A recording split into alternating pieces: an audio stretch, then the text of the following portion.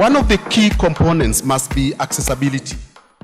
It must be a museum that is accessible to as many people as possible, not just the elite. It must be owned, by citizens of this country.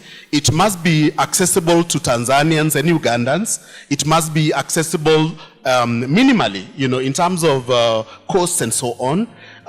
So accessibility is really, really critical. And I also think that to go back to the question of identity, it must have our records, our manuscripts, our histories. It must have audio. You must be able to go in and really learn about our communities, the Yaku community and other minority endangered communities in this country. We must have such a space for learning and so on. So in terms of infrastructure, again, it must influence the whole of Nairobi. It must be a point of inspiration for creative Nairobi, so that as we walk from the Go Down Art Center all the way to the National Museums of Kenya, you are able to see the corridor, the creative corridor of Nairobi. So I think that it's not just a static, space located, at the University of Nairobi. It must have reverberations across the city of Nairobi, as well as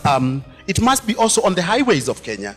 It must be on Thika Highway. It must be on the road to Kisumu in terms of imagination, not just in terms of the physical presence. This is a living, museum. A living thing. Let me come to you, Bitange, and then to Gust. I was responding to the link between art and architect. We spent 2 hours this morning at the School of Art and Design and Architect, and those are the issues that we're discussing.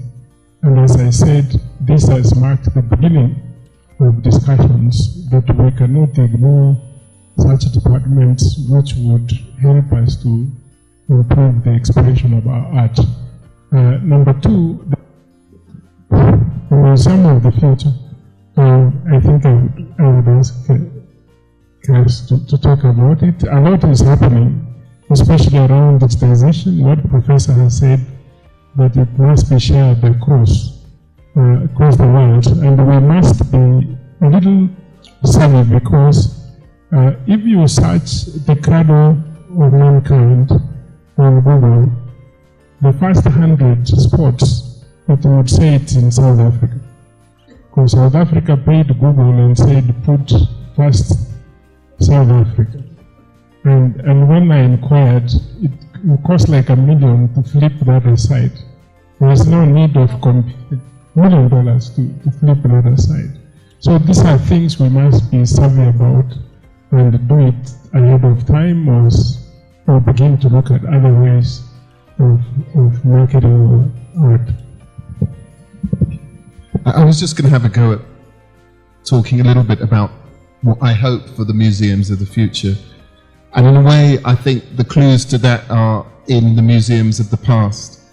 That the British Museum, founded by Hans Sloane, but founded, as he actually wrote in some of the founding papers, to satisfy the curiosity of humanity. The Smithsonian, that I very proudly work for, that founded around an ambition by Smithson, who in his will wrote that he wanted to leave the money for the diffusion of knowledge. And I think that idea of satisfying curiosity, of diffusing knowledge, it's all about trying to engage as many people as possible with the glories of art and heritage. And the wonderful thing about today is we have the tools to do that in ways that that group of founding museum visionaries could never have dreamt of. And we now need to deliver. Most museums, even those new museums that I was talking about earlier, they actually, if you wander into them, they are very similar to the spaces that were designed 250 years ago, like the British Museum 260 years ago. Very similar paradigm of going into a space, looking at an object, below is a label. It's a chance for us today to completely redefine what that might look like, to blur the edges so that we can be engaged in thinking about material culture and thinking about art, whether we go into a museum or not. Let's reinvent the museum, and we could do it here. We could do it with this space. It's a fantastic opportunity.